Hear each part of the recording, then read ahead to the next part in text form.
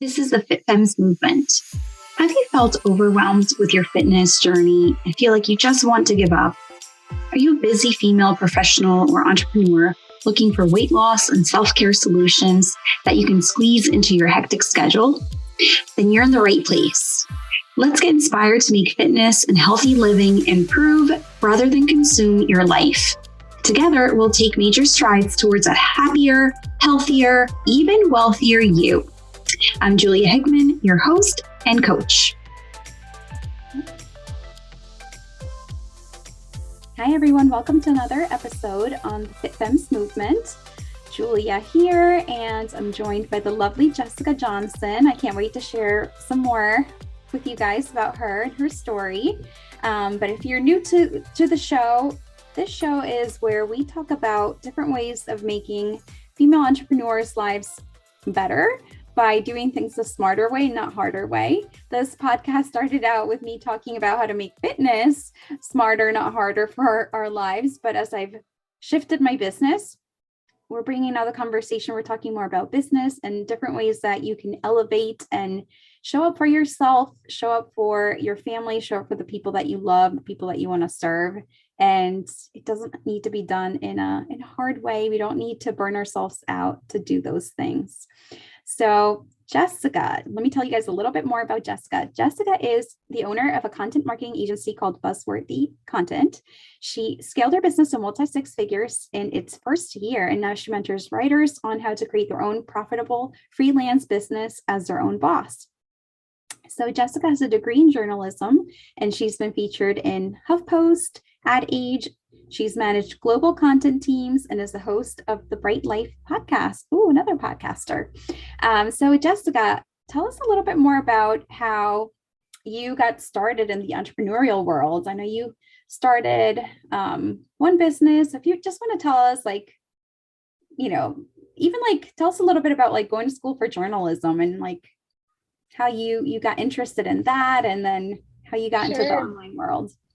Yeah. As you said, it's been a winding path to get there. I always knew back in college and even further back that I love to write. I love to be creative. I love to share people's stories and brand stories. And so I just felt like journalism would be a way to do that.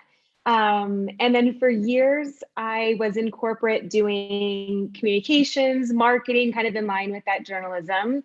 And then eventually just got that entrepreneurial itch where I just thought, I want to do something more. I want to have something that's my own that I can put out there and inspire people with. So I actually didn't even leap into communications, marketing, writing right away. I also have this passion for wellness and was getting certified just for fun, nights and weekends in nutrition. And so that was actually my first business, was more in the wellness coaching space. I don't know why I never thought of the writing, but eventually just found out that I loved the relationships with people, but my favorite parts were being able to teach through that content still. And even if it was talking about wellness, I always wanted to be able to write it or to share it creatively. And so, we can talk more about that, but basically found my way back into what if I did the writing side for these wellness brands? And that led me to this content agency, where once I got booked full, with my own clients, I built a team, scaled it into an agency, and then just really realized that kind of hit the sweet spot of getting to write about things I love, getting to work with others, getting to share things I'm passionate about. And, that's such a brief summary of what it felt like, but that's where I am today. I love it. And it's so funny that we both started in the wellness space. It's funny because I feel like I chose to start with wellness because it was what came really easy to me. I went to school for marketing. I have a business degree, and I worked in corporate. My last job was at a publishing company, a very big publishing company. And then I ended up quitting my job to be a stay-at-home mom because I didn't want to leave my baby home, and my commute was just so long that I would just never, I would be home just to watch him fall asleep pretty much.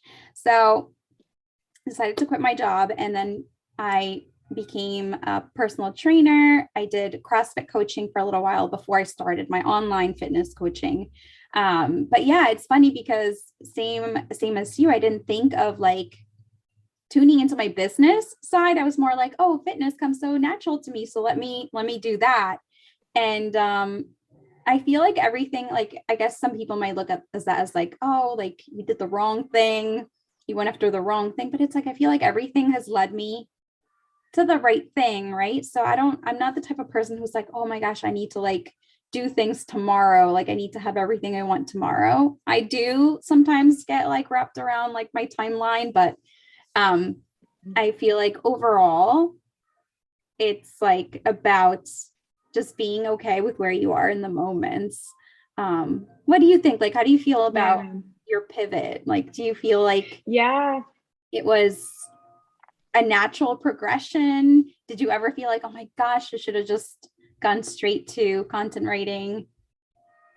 Yeah, I definitely had, it was a hard decision for me because on the one hand, your first business feels like this its own baby in a sense, where you're so passionate about it. And it was so much harder that first business to make things really click and work. And so pivoting almost felt like, oh, am I like changing things too soon? Should I not? And so it really was just that process though of like, I think you almost don't know until you get into something. Like there's that tendency to feel like you can plan every last detail. And I certainly tried to do this before I even got into entrepreneurship, where I had every business plan and I knew exactly what I was going to do and how I was going to do it.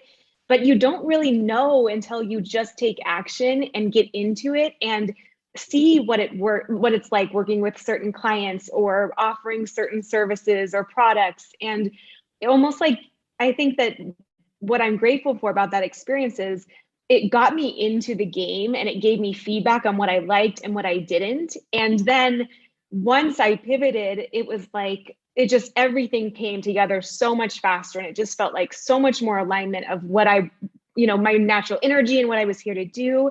And I just think for anyone else who's feeling like guilty about pivoting or like, oh, I started this one thing, should I change? Is that giving up? And it's like, every experience serves you so much. So that first business is why my second business scaled so much faster.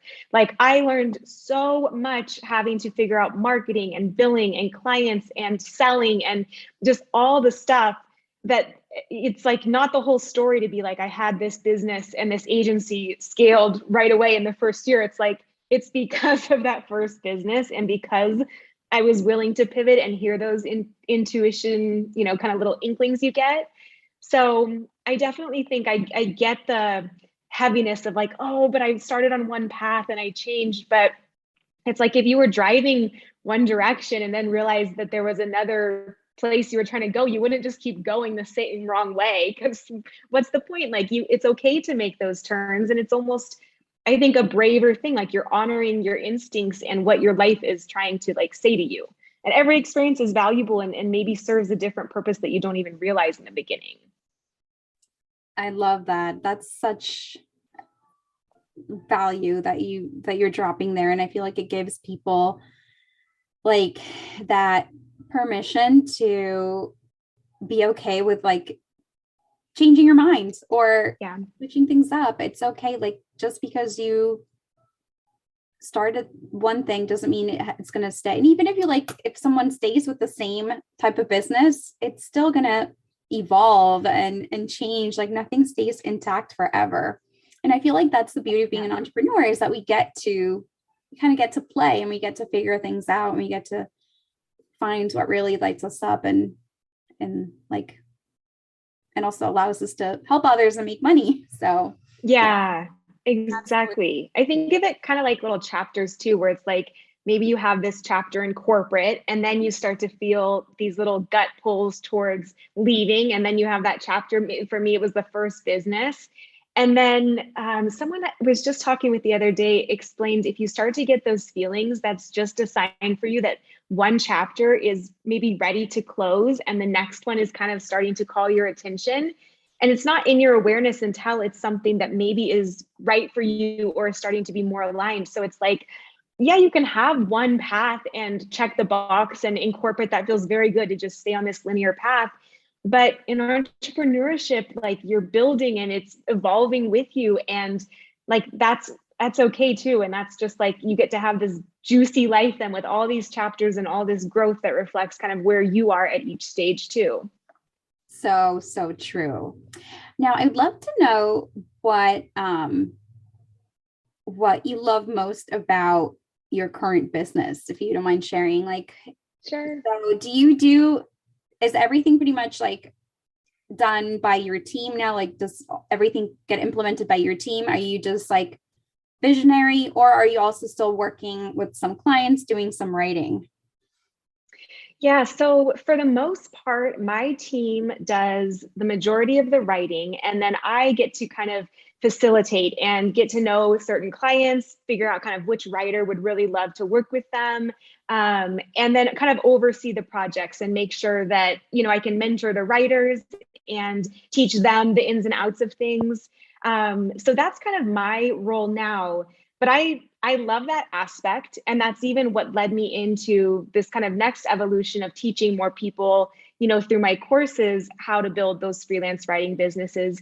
Because I just love that dynamic of taking someone who maybe they're newer to writing and they're getting their footing and being able to just kind of mentor them and say, hey, with this little tweak or this little tweak, here's why you can do it and why it can accelerate your results. And then even on the business side, it's so fun because I feel like I've gotten so much more just freedom and fulfillment in being my own boss and building something that I get a lot of joy in helping others kind of scale their hours and their freelance businesses and sharing work with them or showing them the roadmap to how to do it. So that's kind of my favorite part is I feel like I always find myself back in somehow like mentoring others and working with them because I find it really fulfilling and fun. And then the writing stuff is such a bonus because it's creative work. It's a little bit strategic. It's that mix of like left brain strategy and right brain creativity and fun and a little bit of play. So kind of the whole picture. Right now, I'm just at a stage where I'm like, okay, each piece is a little different, but it all comes together to be really just rewarding too.